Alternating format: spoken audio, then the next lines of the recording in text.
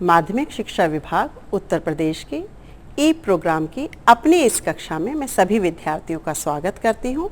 मैं डॉक्टर सविता सिंह, गृह विज्ञान शिक्षिका, नगर पालिका बालिका इंटर कॉलेज गाजियाबाद से। हमारे आज के अध्याय का नाम है संतुलित आहार। आज हम इसके भाग 3 का अध्ययन करेंगे, परंतु भाग 3 के अध्ययन से पहले जो हमारी पिछली कक्षा थी उस कक्षा के जो मुख्य बिंदु हैं उन महत्वपूर्ण बिंदुओं के बारे में हम जानकारी हासिल करते हैं। पिछली कक्षा में विभिन्न अवस्थाओं में संतुलित आहार का निर्धारण, अर्थात जब हम भोजन की तालिका बनाते हैं उस भोजन तालिका में किसी पर्टिकुलर व्यक्ति को कितने पोषक तत्वों की आवश्यकता, कितने ग्राम की आवश्यकता रहती है, उसके बारे में जानकारी ली थी। दूसरा, संतुलित आहार का आयोजन करते वक्त हमें किन किन बातों का ध्यान रखना चाहिए, हमने उस विषय की जानकारी ली थी। इसी से संबंधित मैंने आप सभी बच्चों को कुछ प्रश्न भी दिए थे। पहले मैं उन प्रश्नों के उत्तर आप लोगों को एक बार बता देती हूँ। सबसे पहला प्रश्न था, बालकों के भोजन में किस खाद्य पदार्थ की मात्रा अधिक होनी चाहिए? तो बालकों के भोजन में दूध की मात्रा अधिक होनी चाहिए। हमारा दूसरा प्रश्न था, कब्ज की शिकायत दूर करने के लिए कौन कौन से खाद्य पदार्थों को अपने आहार में सम्मिलित करना चाहिए? तो हमें कब्ज की शिकायत दूर करने के लिए रेशे युक्त फल, सब्जियों व साबुत अनाज, दालों आदि को प्रयोग करना चाहिए या आदि खानी चाहिए। तीसरा प्रश्न, किशोरावस्था जीवन की कैसी अवस्था होती है? तो किशोरावस्था जीवन की एक विशिष्ट अवस्था होती है। हमारा अगला प्रश्न है, एक बालक जिसकी आयु 10 वर्ष है, प्रतिदिन उसे कितनी कैलोरी ऊर्जा वाले भोजन की आवश्यकता होती है? तो एक 10 वर्षीय बालक के लिए 1800 कैलोरी ऊर्जा वाले भोजन की आवश्यकता होती है। हमारा 5वां प्रश्न था, परिवार के सभी सदस्यों के लिए संतुलित आहार का आयोजन करते वक्त किन किन मुख्य बातों का ध्यान रखना चाहिए? तो हमें 2 मुख्य बातें हैं। नंबर 1, भोजन में प्रतिदिन विविधता होनी चाहिए जिससे कि सभी प्रकार के पोषक तत्वों की आपूर्ति हो सके। और दूसरा, खाद्य पदार्थ सही से पका होना चाहिए, अर्थात ना तो कच्चा या कम पका होना चाहिए और ना ही अधिक मात्रा में पका होना चाहिए कि जिससे कि उसके सभी पौष्टिक तत्व समाप्त हो जाएं।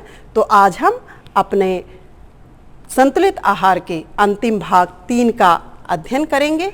इसके अंतर्गत हम देखेंगे उचित पोषण का क्या अर्थ है, उसके क्या लक्षण होते हैं, कुपोषण का क्या अर्थ है, कुपोषण कितने प्रकार का होता है, भारतवर्ष में कुपोषण की क्या स्थिति है और उसके क्या कारण हैं, कुपोषण के कौन कौन से लक्षण होते हैं, कुपोषण से कौन सी बीमारियां हो जाती हैं, कुपोषण जनित बीमारियों के बारे में पढ़ेंगे और हम कुपोषण को किस ढंग से रोक सकते हैं।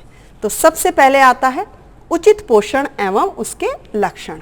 उचित पोषण, पोषण अथवा उचित पोषण व्यक्ति द्वारा आहार ग्रहण करने की उस अवस्था को कहा जाता है जिसमें आहार के सभी कार्य एवं उद्देश्य सुचारू रूप से पूर्ण होते रहते हो, अर्थात वह आहार जिसमें भोजन के सभी पोषक तत्व जो हैं वो उचित मात्रा में होने चाहिए।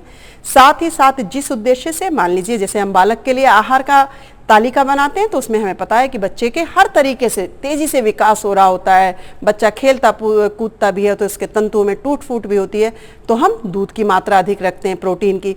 ऐसे ही अगर कोई महिला दूध पिला रही है या गर्भवती है तो उसके भोजन में हम लोह लवण वगैरह की अधिकता रखते हैं। अब उचित पोषण के लक्षण कि वो कौन कौन से ऐसे लक्षण होते हैं या चीज़ें होती हैं जिन्हें देखकर हमें पता लगता है कि अमुक व्यक्ति उचित पोषण ले रहा है या अमुक व्यक्ति का भोजन संतुलित है। सबसे पहले, उचित पोषण की स्थिति में व्यक्ति स्वस्थ तथा निरोग रहता है। जनरली उसे सामान्य बीमारियां तेजी से नहीं होती हैं। इस स्थिति में व्यक्ति पोषक तत्वों के अभाव जनित रोगों का शिकार नहीं हो जाता है, अर्थात पोषक तत्वों की कमी से जो रोग होते हैं वो रोग, अगर व्यक्ति उचित पोषण वाला भोजन ले रहा है तो रोग उसको नहीं होते हैं। दूसरा, उचित पोषण के परिणाम स्वरूप व्यक्ति के शरीर का वजन उसकी शरीर की लंबाई के अनुपात में उचित होता है। दूसरा, अगर हम उचित प्रकार का पोषण लेते हैं तो हमारे शरीर की लंबाई चौड़ाई हमारे अनुपात में होती है। ऐसा नहीं कि हम ज़्यादा लंबे हैं और हमारी चौड़ाई कम है, अर्थात वजन कम है, या हम बहुत मोटे हैं, हमारा कद भी छोटा है, तो वो किस चीज का लक्षण है कि हमारा जो भोजन है वो उपयुक्त नहीं है। अगर उपयुक्त होगा तो हमारे शरीर की लंबाई चौड़ाई उपयुक्त होगी।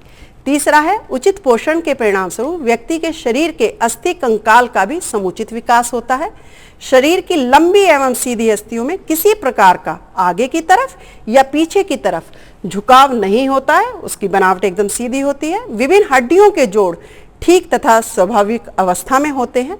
दांत सुंदर, मजबूत तथा स्वस्थ होते हैं। वक्ष स्थल समुचित रूप में विकसित होता है तथा उसका फैलाव भी स्वाभाविक होता है। अर्थात हमारी जो हड्डियां हैं, जो हमारा ढांचा है, जिससे अस्थि कंकाल का, जिससे हमारे शरीर की बनावट बनती है, वो एकदम सही होगा। उसमें किसी भी आगे पीछे की तरफ झुकाव महसूस नहीं होगा। तीसरा पॉइंट है उचित पोषण के परिणाम स्वरूप व्यक्ति के शरीर का ढांचा संतुलित एवं सदा हुआ रहता है। चौथा, उचित पोषण के परिणाम स्वरूप व्यक्ति की आंखों में एक प्रकार की चमक आ जाती है। उसकी आंखें प्रभावशाली प्रतीत होती हैं तथा आंखों के नीचे गड्ढे या काले निशान दिखाई नहीं देते हैं। कुछ लोगों की अगर हम आंखें देखते हैं तो बहुत बुझी बुझी सी लगती हैं, कुछ की हमें एकदम चमकदार लगती हैं, तो वो उसका असर हमारे भोजन के कारण पड़ता है। यदि हम उपयुक्त भोजन लेते हैं, उचित पोषण वाला भोजन लेते हैं, तो स्वाभाविक रूप से आंखों में एक अच्छी चमक दिखाई देती है। नहीं तो कुछ लोगों के आंखों के नीचे काले गड्ढे वगैरह आ जाते हैं, जो कि उचित पोषण ना लेने की निशानी होते हैं। फिर हमारा छठा पॉइंट है उचित पोषण के परिणाम स्वरूप व्यक्ति के शरीर की मांसपेशियां सुसंगठित तथा सुविकसित होती हैं। इससे शरीर सुंदर भी दिखाई देता है, क्योंकि ढांचा तो एक जैसा होता है, जो मांसपेशियों का आवरण होता है उससे हमारे शरीर की बनावट बनती है। अगर हम उचित पोषण वाला भोजन लेते हैं तो हमारी मांसपेशियां सुसंगठित होती हैं, जिससे हमारा शरीर सुंदर दिखाई देता है। सातवां, उचित ढंग से पोषण के परिणाम स्वरूप व्यक्ति के शरीर में पर्याप्त मात्रा में वसा एकत्र होती है। त्वचा के नीचे वसा की एक अच्छी तह होती है, जिसके कारण हमारे चेहरे पर या हमारे शरीर के पूरे अंगों पर एक खास तरह की चमक रहती है, और वो चमक शरीर में वसा के होने के कारण होती है, जो हमारी त्वचा के नीचे होती है। फिर हमारा आठवां पॉइंट, उचित पोषण के परिणाम स्वरूप व्यक्ति के बाल चिकने, घने, चमकीले तथा मुलायम रहते हैं। अगर हम उचित पोषण वाला भोजन लेते हैं तो हमारे बालों में स्वाभाविक चमक होती है। उनका चाहे वो ब्राउन कलर के हैं, ब्लैक कलर के हैं, स्वाभाविक कलर रहता है और वे अपने आप स्वस्थ दिखाई देते हैं। उचित पोषण के परिणाम स्वरूप व्यक्ति के सभी संस्थान, जो हमारे शरीर के अंदर संस्थान हैं जिससे हमारे सारा शरीर में कार्य हो रहे होते हैं, ठीक प्रकार से कार्य करते हैं। अर्थात व्यक्ति के पाचन संस्थान, परिसंचरण संस्थान, स्नायु संस्थान, श्वसन संस्थान तथा विसर्जन संस्थान का कार्य उचित रूप से होता है। अर्थात हमारे शरीर में भोजन के निगलने से लेकर भोजन के पोषण वगैरह, भोजन के विसर्जन तक के सभी कार्य भली भांति होते हैं। हम जो श्वास लेते हैं, ऑक्सीजन को ग्रहण करना, कार्बन डाइऑक्साइड को बाहर छोड़ना, अर्थात जो कार्य हमारे हैं उन कार्यों का भली भांति निर्धारण होता रहता है। पाचन संस्थान, हमारा उत्सर्जन संस्थान आदि सभी संस्थान भली भांति कार्य कर रहे होते हैं। और अंतिम पॉइंट है, उचित पोषण के परिणाम स्वरूप व्यक्ति संवेगात्मक दृष्टि से भी स्थिर रहता है। किसी भी स्वस्थ व्यक्ति का केवल मानसिक या शारीरिक रूप से स्वस्थ रहना ही उपयुक्त नहीं है, संवेगात्मक रूप से। अगर कोई व्यक्ति किसी दुख वाली जगह, किसी गम वाली जगह जाए तो ऐसा नहीं है कि उसे किसी बात को सोच के हंसी आ जाए और वो हंसना प्रारंभ कर दे, या हम किसी हंसी वाले माहौल में जाते हैं और हो सकता है कि हमारे घर में किसी प्रकार की टेंशन रही हो, तो भी हमें अपने संवेगात्मक जो संवेग हैं उन पे काबू करते हुए माहौल के आधार पर अपने व्यवहार को रखना होता है। और इस व्यवहार के लिए भी हमें उचित पोषण की आवश्यकता होती है, जिससे कि हम अपने व्यवहार को भली भांति कर सकें। तो इन तथ्यों से हमें समझ आता है कि जो व्यक्ति उचित पोषण लेता है उसमें कौन कौन से लक्षण दिखाई देते हैं। अब आता है कुपोषण। अगर हमारा भोजन उचित प्रकार का नहीं है तो हमारे शरीर में, अगर उचित पोषण वाला भोजन हम नहीं ले रहे हैं, हमारा पोषण उचित प्रकार से नहीं हो रहा, तो हम कुपोषण के शिकार हैं। कुपोषण कहते किसे हैं? पोषण की अव्यवस्था तथा अनुचित ढंग को कुपोषण कहते हैं। कुपोषण किसी व्यक्ति के शारीरिक विकार की स्थिति में जो असंतुलित अथवा अपर्याप्त आहार के कारण अथवा व्यक्ति में किसी रोग के कारण पोषक तत्वों के अवशोषण की क्षमता के अभाव से उत्पन्न होती है। अर्थात या तो हम अपना भोजन ही सभी पोषक तत्वों से युक्त नहीं ले रहे हैं, संतुलित नहीं ले रहे हैं, जिसके कारण हमारा उचित पोषण नहीं हो रहा, या हमारे शरीर में कोई ऐसी बीमारी है कि हम भोजन तो संतुलित ले रहे हैं, अपने आयु, लिंग, व्यवसाय के आधार पर जो हमारी आहार तालिका बनी हुई है, जो हम रोजाना भोजन खाते हैं, वो तो हमारी आवश्यकता के अनुसार है, लेकिन हमारे शरीर में कोई ऐसी बीमारी हो गई है जिसके कारण हमारे भोजन का पाचन भली प्रकार से नहीं हो पाता, जो पौष्टिक तत्व हैं उनका अवशोषण हमारा शरीर नहीं कर पाता। तो इन किसी भी कारण से कि या तो हमारा भोजन ही पर्याप्त नहीं है, या हमारे भोजन में जो पोषक तत्व हैं वो हमारे शरीर में अवशोषित नहीं हो पा रहे हैं, उसके कारण हमारे शरीर का पोषण नहीं हो पाता है और हम कुपोषण के शिकार हो जाते हैं। अब कुपोषण कितनी प्रकार का होता है? साधारण तौर पे तो हम ये सोचते हैं कि अगर भोजन में पोषक तत्वों की कमी है और हमें कोई बीमारी हो रही है तो कुपोषण है। ऐसा नहीं है, कुपोषण कई प्रकार का होता है। सबसे पहला अल्प पोषण। यदि हम लगातार निरंतर कम मात्रा में भोजन उपलब्ध होने के कारण अल्प पोषण की स्थिति में उत्पन्न होती है और हम अल्प पोषण की स्थिति में रहते हैं, अर्थात कि हम अल्प पोषण में हैं, हमें भरपेट भोजन ही मुश्किल से मिलता है और भोजन भी यदि मिलता है तो उसमें सभी पोषक तत्व नहीं होते, तो ऐसी स्थिति में बालकों में प्राय मरासमस नामक रोग हो जाता है, जो जनरली हम निर्धन वर्ग में देखते हैं कि उन्हें भली भांति भरपेट भोजन नहीं मिल पाता है और उनमें अल्प पोषण की कमी रहती है, जिसके कारण ये रोग या ये कुपोषण की स्थिति उत्पन्न होती है। दूसरा है अतिशय पोषण। जब निरंतर अत्यधिक मात्रा में भोजन लेने से अतिशय पोषण विकार हो जाता है, जिसमें मोटापा, रक्तदाब या ब्लड प्रेशर की समस्या हो जाती है। जब हम अत्यधिक मात्रा में कि हमारे पास भोजन के उपलब्ध है और हमें खाना खाने का इतना शौक हो गया है या हमें इसकी जानकारी नहीं है कि हमें कितने पोषक तत्व की आवश्यकता है, और हम अधिक मात्रा में भोजन लेते हैं, अधिक मात्रा में पोषक तत्व लेते हैं, तो धीरे धीरे क्या होता है, और हम उतने क्रियाशील नहीं है, उतनी मेहनत का कार्य नहीं करते हैं, हमारे शरीर में मोटापे की बीमारी हो जाती है या ब्लड प्रेशर की बीमारी हमारे शरीर में आ जाती है।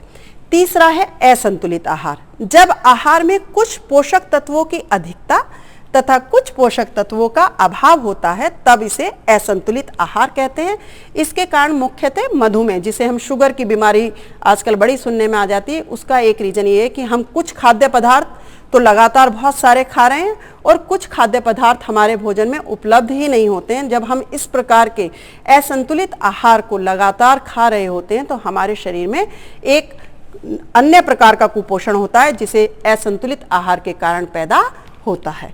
फिर आता है विशिष्ट पोषक का अभाव। यदि किसी विशिष्ट पोषक तत्व का अभाव चल रहा है, आहार में किसी पोषक विशेष की कमी या अभाव से विशिष्ट हीनता जन्य विकार उत्पन्न हो जाते हैं, उन्हें हम विशिष्ट पोषक तत्वों का कुपोषण कहते हैं। वो कैसे? घेगा, रतौंधी, स्कर्वी नामक यदि ये कोई रोग हो रहा है तो किसी ये विशिष्ट पोषक तत्व हमारे भोजन में कम है, जिसके कारण ये रोग हमारे शरीर में उत्पन्न हो जाता है। तो इस प्रकार से हमें स्पष्ट होता है कि हमारे 4 प्रकार के कुपोषण होते हैं। केवल अब हम इसी सोच में नहीं रहेंगे कि केवल कम खाने से ही कुपोषण होता है या कम खाने वाला व्यक्ति कुपोषित होता है। अगर हम अपने आहार का ध्यान नहीं देंगे तो हमें 4 प्रकार का कुपोषण हो सकता है।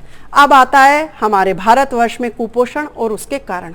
अगर हम देखें तो दूसरे देशों की अपेक्षा सबसे पहली समस्या क्या है कि हमारे देश के लोगों को पोषण विज्ञान का ज्ञान ही कम है, जिसके कारण हमारी जनसंख्या को ज्ञान न होने के कारण हमारे देश में कुपोषण अधिक है और इसी कारण यहाँ पर मृत्यु दर भी अधिक है। कुपोषक तत्वों के अभाव के कारण व्यक्ति अविकसित व रोगग्रस्त हो जाता है, क्योंकि हमारे देश में अभी भी जो शिक्षा का स्तर है वो बहुत अधिक नहीं है और बहुत सारा पोषण विज्ञान का ज्ञान का प्रचार भी नहीं किया गया। अगर इसका ढंग से प्रचार प्रसार किया जाए तो ये समस्या ना हो, लेकिन हमारे देश में ये समस्या पाई जाती है। और स्वास्थ्य की इस दशा के प्रमुख कारण क्या क्या है? नंबर 1, खाद्य पदार्थों का अभाव, अर्थात हमारे देश में आज भी गरीबी है। गरीबी होने के कारण बहुत सारे व्यक्ति ऐसे हैं जिन्हें भरपेट भोजन ही प्राप्त नहीं हो पाता है। जब भरपेट भोजन प्राप्त नहीं होता है, खाद्य पदार्थों का अभाव रहता है, तो उसके कारण कुपोषण की स्थिति उत्पन्न हो जाती है। दूसरा, निर्धनता, जैसे कि पहले पॉइंट से ही संबंधित है। गरीबी के कारण खाद्य पदार्थ हमें प्राप्त नहीं होते और गरीबी हमारे कुपोषण का बहुत बड़ा कारण बन जाती है। तीसरा, अशिक्षा व अज्ञानता। जैसे मैंने शुरुआत में कहा कि हमारे देश में पोषण विज्ञान के ज्ञान के प्रसार और प्रचार की बड़ी कमी है, जिसके कारण बहुत सारे खाद्य पदार्थ ऐसे हैं जो सस्ते मूल्य पर भी प्राप्त हो सकते हैं, लेकिन हमको उसकी जानकारी नहीं होती है और हम उसे अपने आहार में सम्मिलित नहीं कर पाते हैं। चौथा, मिलावट। बहुत सारे खाद्य पदार्थ हम अपने बच्चों को या अपने आप ये सोच के खा रहे होते हैं कि हमारे बच्चों को पौष्टिक तत्व मिल रहे होते हैं, लेकिन एक समस्या मिलावट की भी है कि हमें फलों में, दूध में, सब्जी में, अनाजों में विभिन्न प्रकार के जो मसाले हैं, बहुत प्रकार की मिलावट होती है, जिसे खाने से जो हम ये सोच के खा रहे होते हैं कि हमें बहुत सारा पोषण मिलेगा, लेकिन हम किसी ना किसी बीमारी का शिकार हो जाते हैं। और मिलावट भी कुपोषण का एक मुख्य कारण है। और जनसंख्या की अधिकता। यदि हम देखें तो हमारे देश में आज भी जनसंख्या की बहुत अधिक मात्रा है, जिसके कारण बहुत सारे प्रयास करने के बावजूद भी हम इस समस्या का निजात नहीं पा रहे हैं। और जनसंख्या की अधिकता कुपोषण का एक मुख्य कारण है। अब आता है कुपोषण के लक्षण। जैसे अभी हमने देखा था कि अगर व्यक्ति उचित पोषण लेता है तो उसके शरीर में क्या क्या खूबियां दिखाई देती हैं, उसी प्रकार से यदि व्यक्ति का उचित प्रकार से पोषण नहीं हो रहा है, उसका भोजन संतुलित नहीं है, वो कुपोषण का शिकार हो गया है, तो उसके व्यक्ति को हम देखकर बता सकते हैं कि इस व्यक्ति के शरीर में कुपोषण की बीमारी है या इसे उचित पोषण की आवश्यकता है। सबसे पहले हमें उसका शरीर दिखाई देगा, या तो उसका कद बहुत ही छोटा होगा या अपर्याप्त रूप से लंबा होगा। जो सामान्य रूप से लंबाई चौड़ाई है उसके शरीर की नहीं होगी। दूसरा, जो उसका भार है अर्थात उसका जो वजन है या तो बहुत अधिक होगा या बहुत कम होगा। तीसरा, मांसपेशियां छोटी या अविकसित होंगी और वो उतनी कार्यशील भी नहीं होंगी, अर्थात उनमें कार्य करने की क्षमता भी कम होगी। फिर आता है त्वचा तथा रंग रूप। अगर हम उसकी त्वचा रंग रूप देखें, जबकि हमने पोषण वाले में बताया था कि एक स्वाभाविक चमक होती है क्योंकि वसा की एक तह नीचे रहती है, लेकिन यदि भोजन उपयुक्त नहीं है, कुपोषण की समस्या है, तो एक तो उसको रिंकल्स, जो झुर्रियां हैं, वो जल्दी आ जाएंगी चेहरे पे, चाहे हमारा रंग कैसा भी है, गोरा है, सांवला है। बात गोरे सांवले की नहीं है, लेकिन जो हमारा रंग है उसमें स्वाभाविक चमक होनी चाहिए। लेकिन यदि व्यक्ति कुपोषण से ग्रसित है तो उसके चेहरे पर पीलापन होगा या भूरे रंग की उसकी त्वचा पाई जाती है। जो नेत्र, जो आंखें हैं, उनमें स्वाभाविक चमक नहीं पाई जाती, वो अंदर को धसी सी लगती हैं, बुझी बुझी लगती हैं, सोई सोई लगती हैं। वो चमक जो रहनी चाहिए वो चमक उनमें नहीं रहती है। निद्रा, नींद आने में कठिनाई होती है। अगर हमारा शरीर को भली प्रकार से भोजन ना मिले, हम पौष्टिक तत्व खाते हैं, भली प्रकार से भोजन खाते हैं, और किसी एक दिन किसी कारण से यदि हम भोजन नहीं करते हैं तो देखिए हमें अच्छे से नींद नहीं आती है। अगर लगातार हमारे शरीर में पौष्टिक तत्वों का अभाव है और हम पौष्टिक तत्वों वाला भोजन नहीं ले रहे हैं, कुपोषण का शिकार हो गए हैं, तो सबसे बड़ी समस्या जो है वो हमारी नींद की हो जाती है। और यदि हमारी नींद पूरी ना हो तो हमें सबसे पहले तो थकावट रहेगी, और साथ ही साथ जब हम सोते हैं तो हमारे शरीर में या हमारी कोशिकाओं में जो हमें दिखाई नहीं देता, हम विभिन्न प्रकार के कार्य करते हैं, दैनिक क्रियाकलापों में हमारे बहुत सारे तंतुओं में टूट फूट होती रहती है। जब हम सोते हैं तो जो हमारी ऊर्जा है उन तंतुओं की मरम्मत में कार्य करती है। लेकिन यदि हम कुपोषण का शिकार हैं तो हम सो ही नहीं पाते हैं, तो जो हमारी ये नॉर्मल गतिविधि है वो भी भली प्रकार से नहीं हो पाती है। अगला आता है कुपोषण जनित बीमारियां।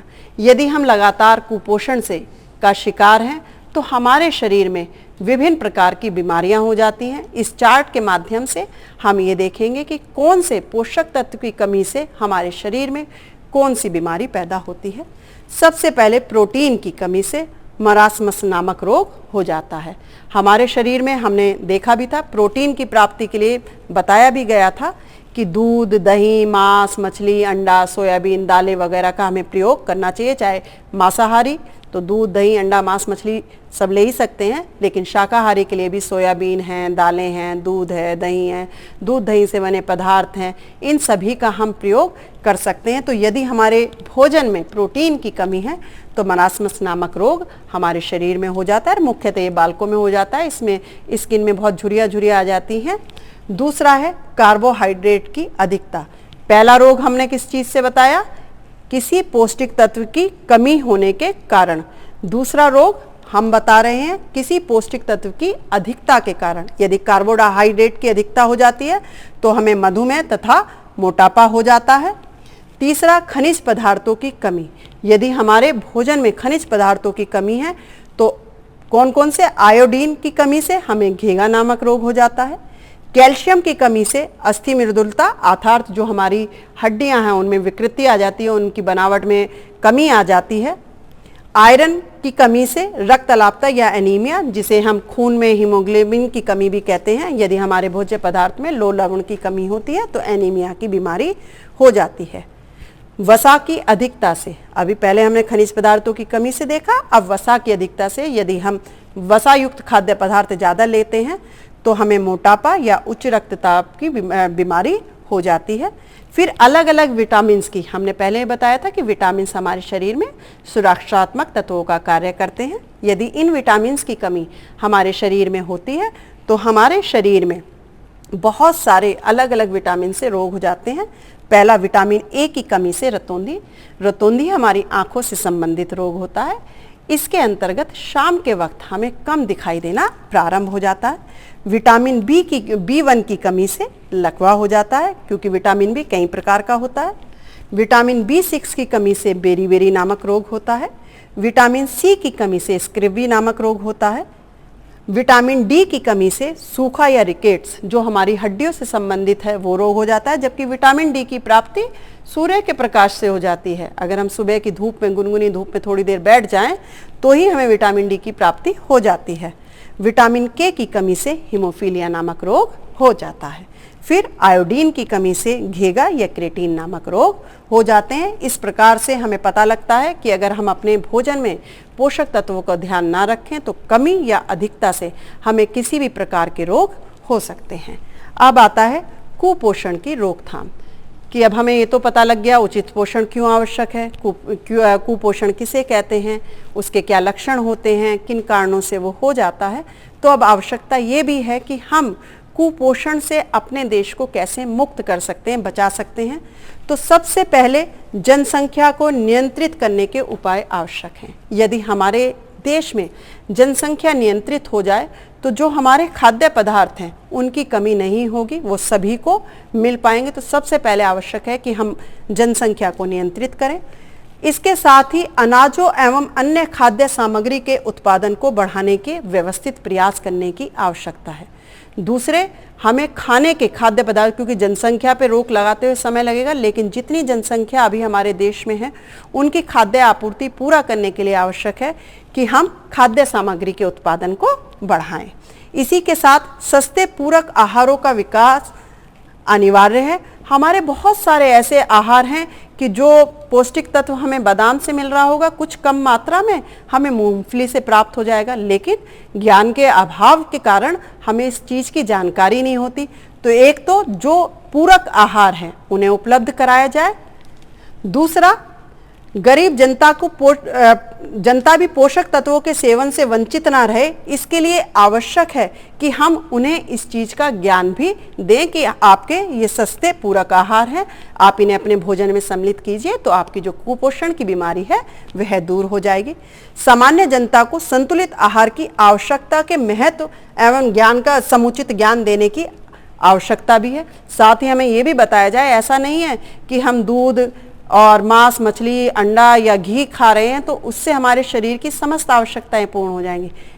वो पूर्ण नहीं होंगी। उसके लिए हमें कच्चे खाद्य पदार्थों की भी आवश्यकता होगी, हमें दालों की भी आवश्यकता होगी, सब्जियों की भी आवश्यकता होगी, क्योंकि हर पोषक तत्व का हमारे शरीर में अलग अलग महत्व है। तो यदि हम इसकी जानकारी दें तो बहुत सारे व्यक्ति ऐसे हैं जिन पे धन का अभाव नहीं है लेकिन ज्ञान का अभाव है, जिससे कि वो अपने भोजन में उन पोषक तत्व को सम्मिलित करें और जो विभिन्न प्रकार का कुपोषण है वो कुपोषण दूर हो सके।